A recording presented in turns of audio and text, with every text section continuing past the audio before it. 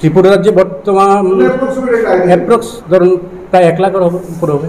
1 লাখ হ্যাঁ। কত টাকা হতে পারে? মোটামুটি ধরে নিন প্রায়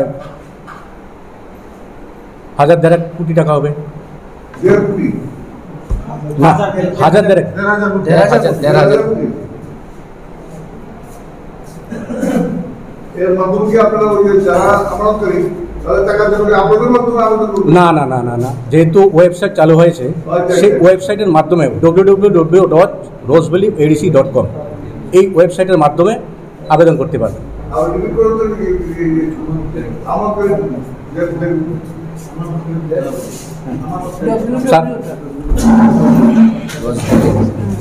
www.rosevalleyadc.com।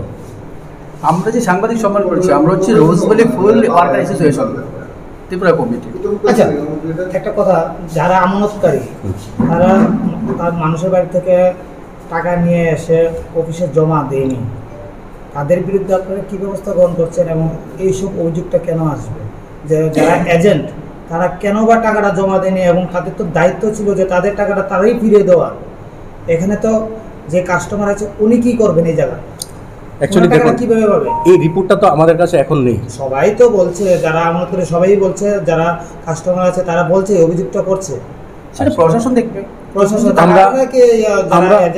আমরা এই রোজভ্যালির আমানত যাতে ফেরত পায় তার জন্য আমরা একটা ত্রিপুরাতে একটা কমিটি করেছিলাম, যেটা হচ্ছে রোজভ্যালি ফিল্ড ওয়ার্কার অ্যাসোসিয়েশন। তার হয়ে আমরা বিগত দিনে আইনি প্রক্রিয়ার মাধ্যমে যাতে পেমেন্টের অর্ডারটা করানো যায় সেই কাজটা আমরা করে নিয়েছি। এবার বাকি কাজটা করানোর জন্য যদি কেউ পয়সা না পায়, যদি সে সত্যি সত্যি টাকা দিয়ে থাকে কোনো এজেন্টের কাছে, সেই এজেন্ট যদি জমা না করে তার জন্য আইনি ব্যবস্থা করা উচিত। আপনার সঞ্জীব শাহ বললেন তো? হ্যাঁ।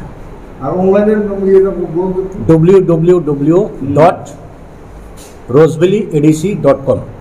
নামটা পরিচয়টা কি? আমার নাম সঞ্জীব সাহা, আমি রোজভ্যালি ফিল্ড ওয়ার্কার অ্যাসোসিয়েশনের সেক্রেটারি। মাধ্যমে ওয়েবসাইটের মধ্যে সার্টিফিকেট আপলোড করা বা বাকিগুলো যাতে করেন আপনাদের মাধ্যমে সেই বার্তাটুকু বুঝিয়ে দিতে চাই। এটি ছিল আজকের আমাদের এই প্রেস কনফারেন্সের মূল উদ্দেশ্য। তাহলে আমরা আশাবাদী না? অবশ্যই আশাবাদী, 100% অবশ্যই আশাবাদী। মানে একটা টাইম থাকবে, একটা নির্দিষ্ট টাইম দিয়ে দেবে, এতদিনের মধ্যে মানে আপলোড করা কমপ্লিট হবে। তারপর প্রতিদিন বা ওনাদের মধ্যে যা যা হবে তারপর মানে প্রক্রিয়া শুরু হবে। এইভাবেই মানে জানা যাচ্ছে। টোটাল প্রক্রিয়াটি আমাদের কলকাতা হাইকোর্ট দ্বারা গঠিত